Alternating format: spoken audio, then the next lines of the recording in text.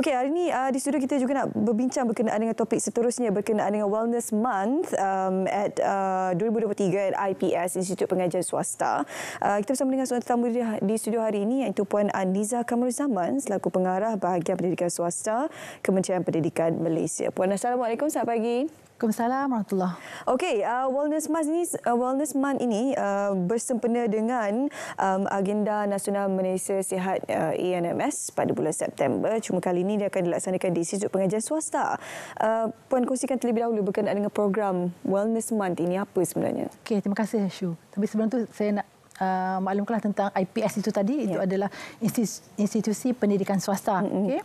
So untuk Wellness Month ini, kami di bahagian pendidikan swasta Kementerian Pendidikan Malaysia amat berbesar hatilah, amat berbangga kerana kami telah berjaya melaksanakan Wellness Month pada bulan September, yang itu adalah satu program pembudayaan hidup sihat di kalangan murid-murid sekolah khususnya, dan kami telah berjaya melaksanakannya dan melibatkan 5 IPS, institusi pendidikan swasta di Selangor, Kuala Lumpur, ya, dan ia melibatkan sekolah menengah Setia Budi, sekolah menengah Sri Bestari di Selangor, juga sekolah menengah Chonghua Persendirian Cina, sekolah menengah Islam IQKL dan juga sekolah antarabangsa Nexus. Ini merupakan satu program strategi swasta dan juga awam, ya. Dan ia melibatkan bukan sahaja masyarakat setempat tetapi juga agensi-agensi, ya, agensi kerajaan, NGO, ya, dan ia merupakan satu aktiviti yang sangat menarik yang melibatkan pelbagai pihak juga dengan aktiviti-aktiviti yang menyeronokkan. Dia adalah satu program yang seperti saya maklumkan tadi, pembudayaan hidup sihat dari segi dengan pendekatan whole of nation, ya. Whole of nation itu menarik, ya, bila kita bercerita berkenaan dengan terma whole of nation ini. Kalau Puan boleh kongsikan sejauh mana penglibatan agensi luar dan juga pihak-pihak swasta dalam menjayakan program Wellness Month ini? Okey, baik. Syu, untuk kita melaksanakan program ini, itu adalah satu perkara yang amat penting kerana ia satu titik tolak untuk kita sama-sama menyokong hasrat kerajaan dari segi pembudayaan hidup sihat. Kita perlu bermula dengan dari akar rumputnya sendiri, iaitu daripada anak-anak di sekolah. Dan untuk tujuan pendekatan whole of nation approach ini, kita melibatkan NGO, ya, NGO dan juga pihak awam, juga swasta, juga guru-guru dan juga masyarakat setempat, termasuk juga, ya, kearifan daripada masjid, daripada komuniti setempat. Dan ini mereka laksanakan. Apa yang berlaku di sekolah-sekolah yang saya maklumkan tadi adalah aktiviti seperti taklimat kesihatan, ceramah-ceramah dan juga saringan-saringan kesihatan, dan sehingga kita juga ada, ya, sebagai contoh AADK, Agensi Anti Dadah Kebangsaan, juga membuat pameran-pameran dari segi contoh-contoh bahan-bahan terlarang, tembakau, ya, dan juga bas bergerak mereka. Tak lupa juga kita juga berkolaborasi dengan KPJ, ya, daripada Selangor, ya, daripada wilayah dan juga daripada Seremban, dan mereka membuat banyak ceramah, ya, pameran pemakanan sihat. Dan bercakap tentang pemakanan sihat ini, kadang-kadang kita ni anggapan kita adalah apabila pemakanan sihat tak sedap, tak lazat. Tetapi pihak daripada KPJ ini, sebagai contoh, dia membuat demonstrasi kepada anak-anak kita makanan yang sihat tetapi sedap, ya. Dan seperti saya mulakan tadi, ini adalah amat penting kepada murid-murid untuk kita dedahkan dengan ceramah-ceramah kesihatan. Juga sebagai contoh, mereka ada juga, ya, aktiviti riadah dan senam aerobik, juga ceramah berkaitan pencegahan penyalahgunaan bahan terlarang. Ya. Kadang-kadang dan murid-murid juga, dia merasa seronok melihat perkara ini berlaku dalam kawasan sekolah, ya. Dan ini juga adalah ke arah pembudayaan pendidikan STEM, kerana apabila pegawai-pegawai perubatan, CEO daripada hospital yang dimaksudkan tadi datang ke sekolah, mereka dapat berinteraksi terus dengan murid-murid. ya. Dan mereka juga melihat bahawa ini adalah satu peluang untuk mungkin juga bagi murid-murid ini mencuburi bidang perubatan pada masa akan datang. Pendedahan ini diperlukan terutama untuk kanak-kanak sebenarnya, terutamanya berkenaan dengan makanan sihat tadi kan.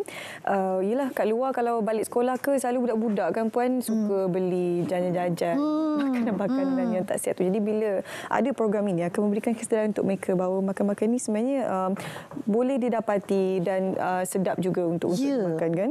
Okey, setakat ini program ini berlangsung. Tadi kita dah nampakkan ada video, ada bersukan, ada ceramah dan sebagainya. Seronok bersama dengan kawan berkumpul untuk mempelajari sesuatu yang kata luar daripada aktiviti dalam kelas. Aktiviti dalam kelas untuk pengajaran dan PNP mereka kan.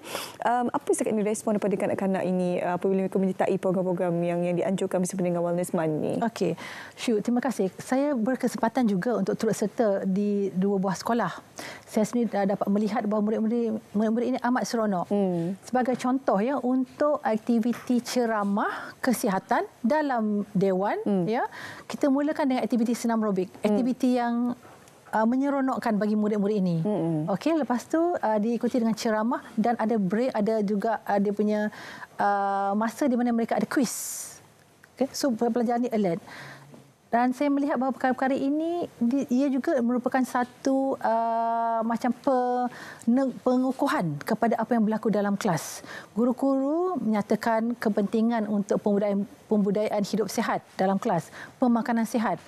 Okey, apa yang kita laksanakan ini juga merupakan satu aktiviti pengukuhan ya kepada pemakanan yang sihat ya, dan pada masa yang sama juga ia dapat membuatkan murid-murid ini aktif dalam berinteraksi dengan penceramah itu sesama mereka juga, kerana yang hadir bagi aktiviti-aktiviti ini bukan sahaja murid daripada sekolah berkenaan tetapi daripada murid-murid daripada sekolah yang berhampiran ya, murid-murid daripada institusi pendidikan swasta yang lain ya. Dan seperti saya maklumkan tadi juga, ini juga adalah satu platform ya isu untuk pihak sekolah berinteraksi dengan pihak sebagai contoh AADK dan KBJ itu tadi untuk mereka melihat what's next kepada aktiviti sekolah mereka. Mungkin mereka boleh menjemput pakar-pakar perubatan ini untuk aktiviti yang lebih lanjut, untuk sebagai contoh pelaksanaan program lawatan ke hospital atau internship murid-murid yang telah graduate, alumni-nya untuk bekerja di hospital-hospital swasta berkenaan. Itu saya melihat sebagai satu perkongsian atau kerjasama ya yang amat baik ya di antara swasta dan public dan juga private ya. Ya, itu adalah antara perkara lah yang pendedahan ini sangat baik sebenarnya apabila ada kerjasama antara pihak agensi kerajaan dan juga swasta yang berada di industri dan juga memberi pengalaman kepada kanak-kanak ini ataupun pada pelajar ini untuk mengetahui dengan lebih lanjut berkenaan dengan gaya hidup yang lebih sihat. Okey, jadi untuk program ini dia berada di bawah Angkinda Nasional Malaysia Sihat ANMS.